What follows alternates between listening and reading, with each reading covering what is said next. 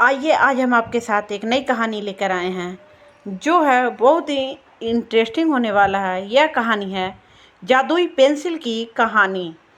तो एक बार की बात है, एक गांव में बहुत ही गरीब लड़का रहता था। उसका नाम रवि था। वो बहुत ही गरीब परिवार से, जिसके माता पिता बड़ी मुश्किल से अपना जीवन गुजर बसर कर रहे थे।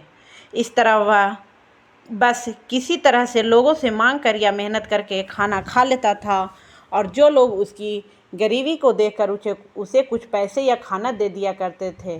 पर रवि बहुत ही ज़्यादा मेहनती था और अक्सर लोगों की मदद भी करता था।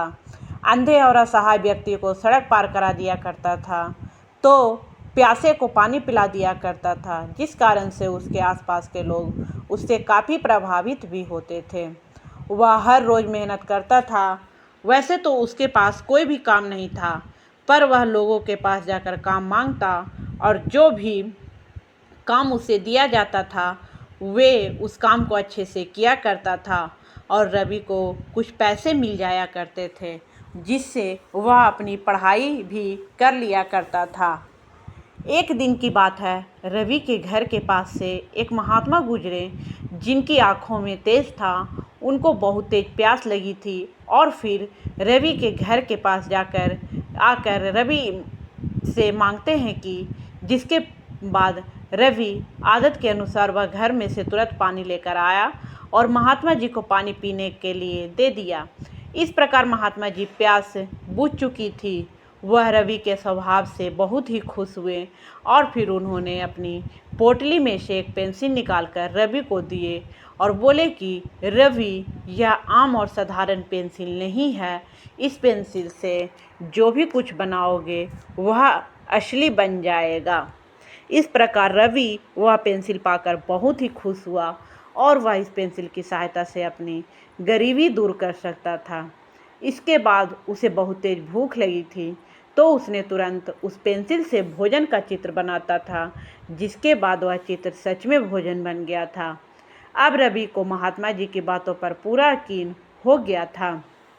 धीरे धीरे इस तरह रवि अपनी ज़रूरतों की चीज़ों को बनाता रहा, और फिर गरीब से अमीर बन गया, और फिर उस पेंसिल से लोगों की ज़रूरतें की चीज़ें बनाकर मदद भी करने लगा था, जिसके बाद यह बात पूरे गांव में फैल जाती है, और इस तरह बात वहाँ के राजा को पता चल जाती है, जिसकी वजह से रवि को राजा के दरबार में बुलाया जाता है और कहा जाता है कि आपको राजा के लिए वहाँ पर हीरे और मोती बनाने हैं।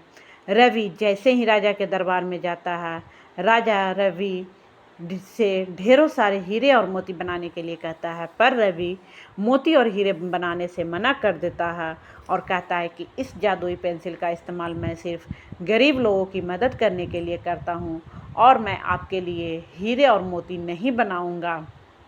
यह सुनते ही राजा को क्रोध आ जाता है, और वह रवि को काल कोठरी में डलवा देता है, जहाँ पर बहुत ज़्यादा अंधेरा होता है। पर रवि बिल्कुल भी डरता नहीं, क्योंकि उसके पास जादुई पेंसिल उसके हाथ में थी, और वह वहाँ पर सबसे पहले रोशनी का इंतज़ाम करता है। उसके बाद वह काल कोठरी में रास्ता बनाकर भाग निकलता है।